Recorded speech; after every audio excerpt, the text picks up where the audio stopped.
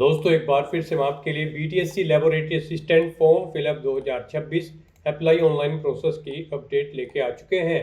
किस तरह से आप बीटीएससी लैब असिस्टेंट के 1091 खाली पदों के लिए अपने फॉर्म अप्लाई कर सकते हो, स्टेप बाय स्टेप कंप्लीट जानकारी आपको इस वीडियो में दी जाएगी। लास्ट डेट ऑनलाइन आवेदन करने की 6 मई 2026 है, तो आप जल्द से जल्द अपना फॉर्म अप्लाई कर ले। फॉर्म अप्लाई करते समय अगर आपके सामने कोई भी टेक्निकल प्रॉब्लम आ रही है तो उसका हल भी आपको इस वीडियो में मिल जाएगा।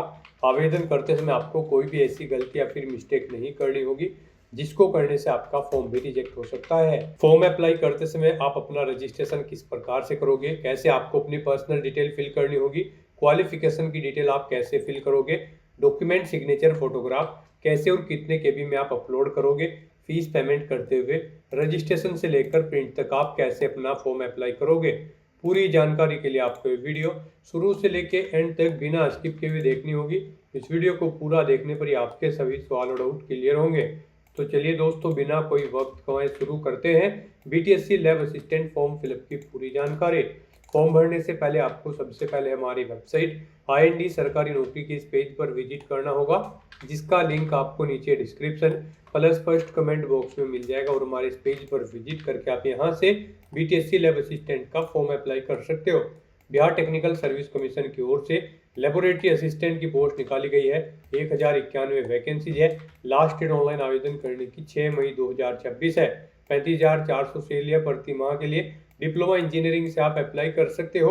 21 से 37 वर्ष आयु सीमा है। सभी कैटेगरी के लिए 100 रुपये फीस है, जो कि आप ऑनलाइन मोड से पेमेंट कर सकते हो। रिटन एग्जाम के आधार पर सिलेक्शन किया जाएगा। ऑनलाइन अप्लाई कर सकते हो। बिहार जॉब लोकेशन है, ऑल इंडिया से ऑनलाइन कर सकते हो। btsc.bihar.gov.in इसकी ऑफिशियल वेबसाइट है, जिससे आप फॉर्म अप्लाई कर सकते हो। इंपोर्टेंट लिंक सेक्शन के अंतर्गत ऑफिशियल नोटिफिकेशन PDF लिंक पर क्लिक करके आप इसके PDF यहाँ से डाउनलोड कर सकते हो। यहाँ पर आने के बाद आपको नेक्स्ट पेज पर क्लिक करना होगा, तो आपके सामने लेबोरेटरी असिस्टेंट के अलग अलग नोटिफिकेशन ओपन हो जाएंगे।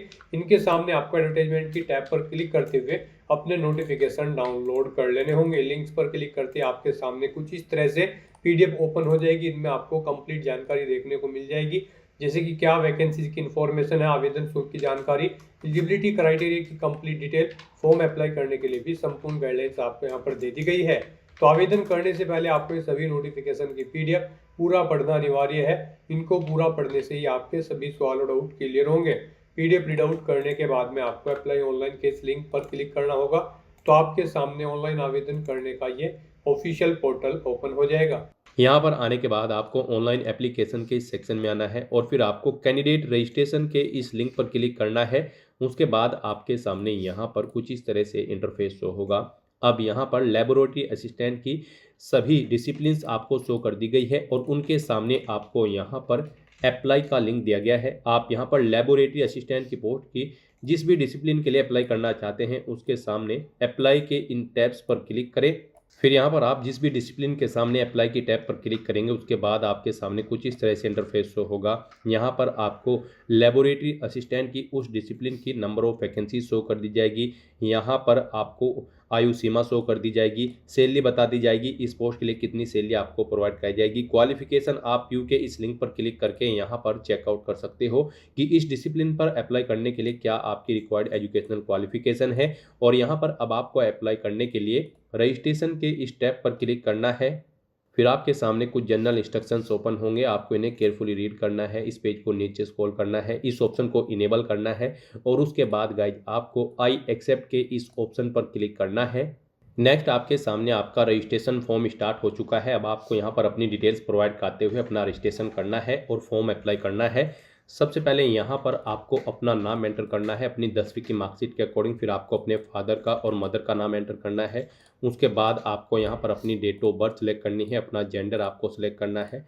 आपसे पूछा गया है कि क्या आप यहाँ पर मैरिड हैं, अगर हैं तो आप येस करेंगे और फिर यहाँ पर अपने हस्बैंड या वाइफ का नाम देंगे, नहीं है तो आप नो ऑप्शन सेलेक्ट करेंगे। फिर आपको अपनी सिटीजनशिप सेलेक्ट कर लेनी है, इंडिया। उसके बाद आपको अपना रिलीजन यहाँ पर सेलेक्ट करना है, अपना स्टेट यहाँ पर आपको सेलेक्ट कर लेना है, आप जिस स्टेट से बिलोंग करते हैं। फिर यहाँ पर आपको अपना डिस्ट्रिक्ट सेलेक्ट कर लेना है, अपनी कैटेगरी यहाँ पर आपको सेलेक्ट करनी है, अपना मोबाइल नंबर यहाँ पर आपको एंटर करना है, अपनी ईमेल आईडी आपको एंटर कर देनी है। फिर यहाँ पर अगर आप बिहार स्टेट से बिलोंग करते हैं तो आपसे पूछा गया है कि क्या आप फ्रीडम फाइटर हैं, अगर हैं तो आप येस करेंगे और उसकी डिटेल देंगे, और नहीं है तो आप नो ऑप्शन सेलेक्ट करेंगे। उसके बाद आपसे पूछा गया कि क्या आप PWBD कैंडिडेट हैं, अगर हैं तो आप येस करेंगे और अपनी डिसेबिलिटी की डिटेल यहाँ पर देंगे, नहीं है तो आप नो ऑप्शन सेलेक्ट कर लेंगे।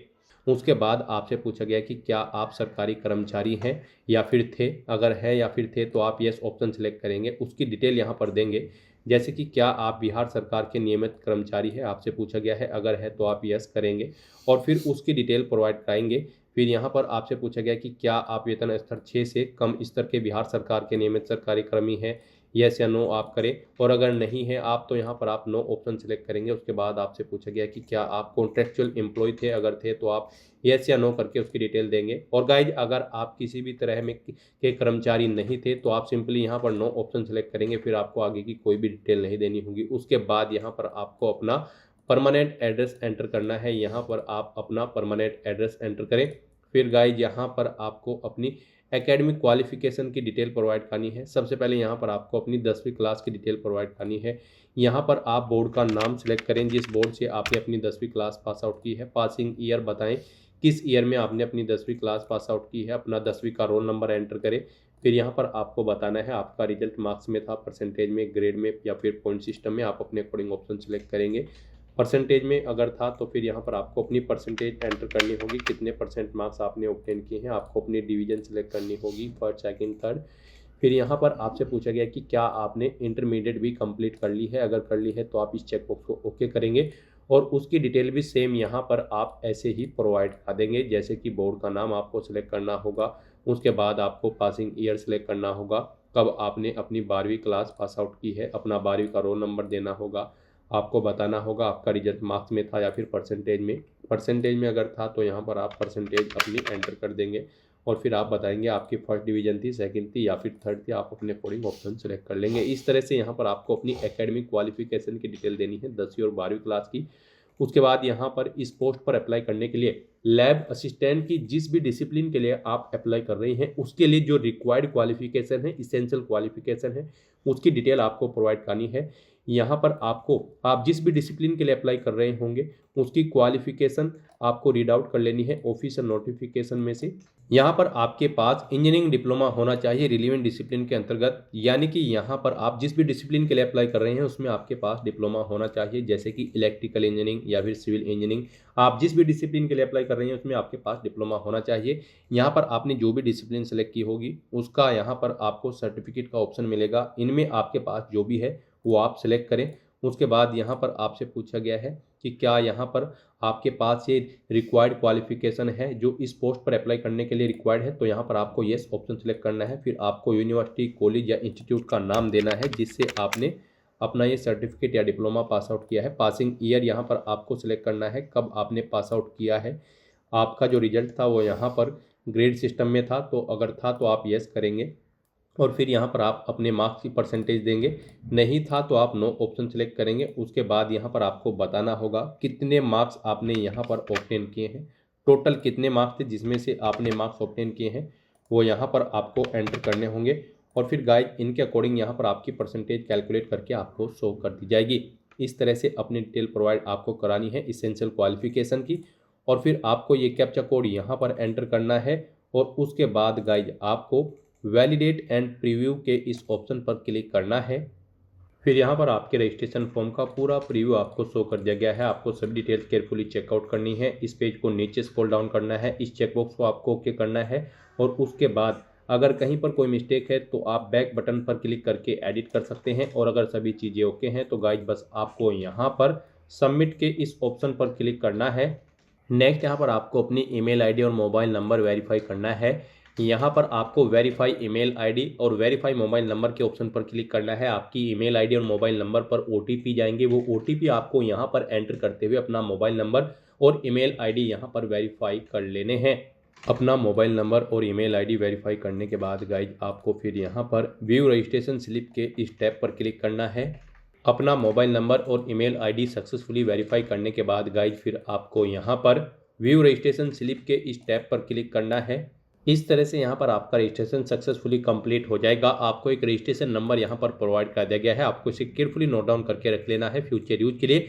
या फिर गाइज आप प्रिंट रजिस्ट्रेशन स्लिप के इस ऑप्शन पर क्लिक करके अपने रजिस्ट्रेशन की एक स्लिप का हार्ड कॉपी या फिर सॉफ्ट कॉपी प्रिंट आउट ले लें फ्यूचर यूज के लिए। और गाइज अब आपको इस पेज को नीचे स्क्रॉल डाउन करना है और यहाँ पर अब आपको अपना फीस पेमेंट करना है। यहाँ पर सभी कैंडिडेट को 100 रुपये एप्लीकेशन फीस के रूप में जमा कराने होंगे। तो अपना फीस पेमेंट करने के लिए अब आपको प्रोसीड फॉर फीस पेमेंट के इस ऑप्शन पर क्लिक करना है।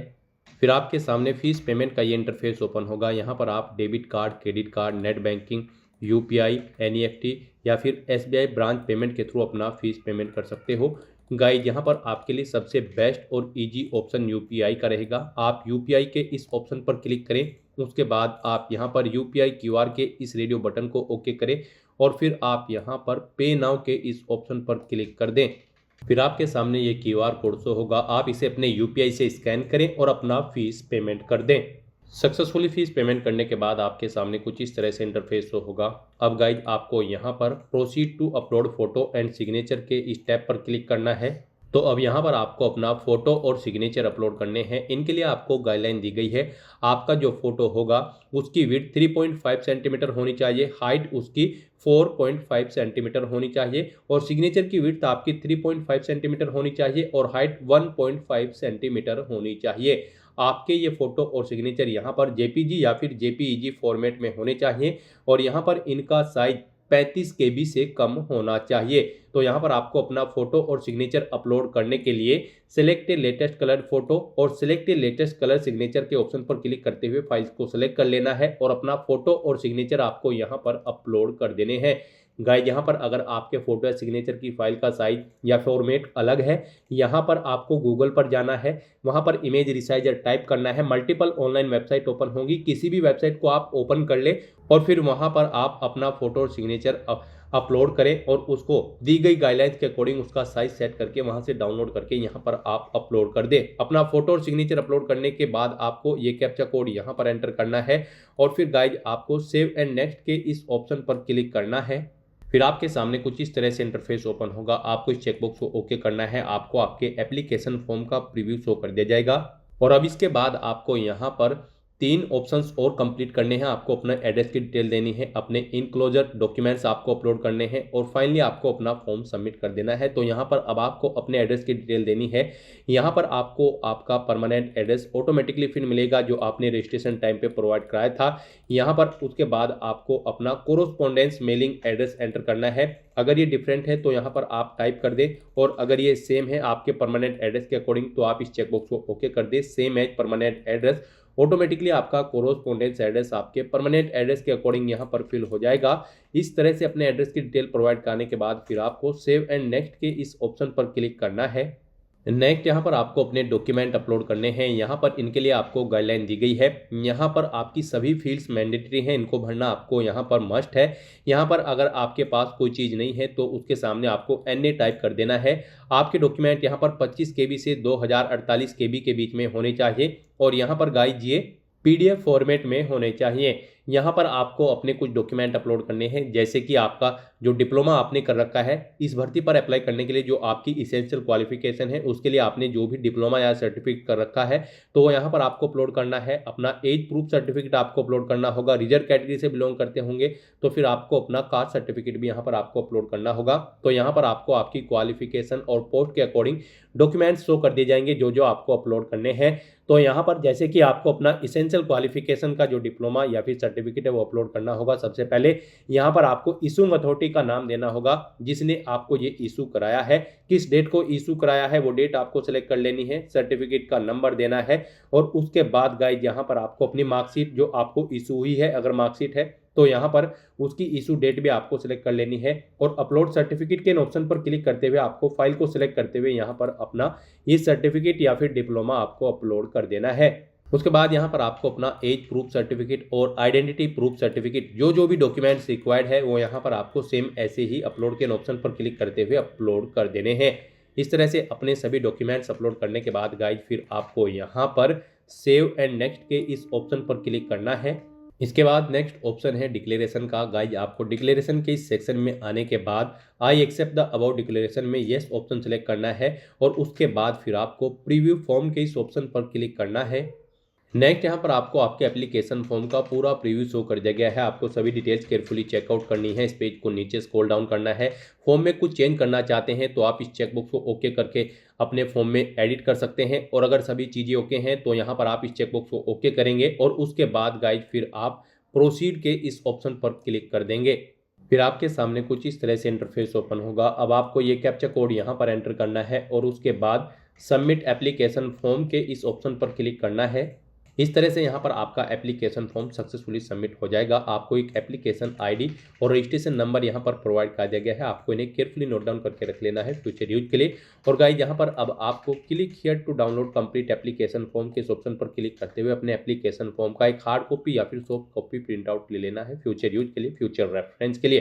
तो दोस्तों ऐसे आप Bihar technical service commission laboratory assistant की इस भर्ती के लिए अपने फॉर्म अप्लाई कर सकते हो बिना कोई मिस्टेक किए हुए। आज की इस वीडियो में बस इतना ही। आई होप ये वीडियो आपको पसंद आई होगी। अगर पसंद आई हो तो इसे लाइक और शेयर करें। चैनल पर नए हो तो इसे सब्सक्राइब कर लें। Thanks for watching.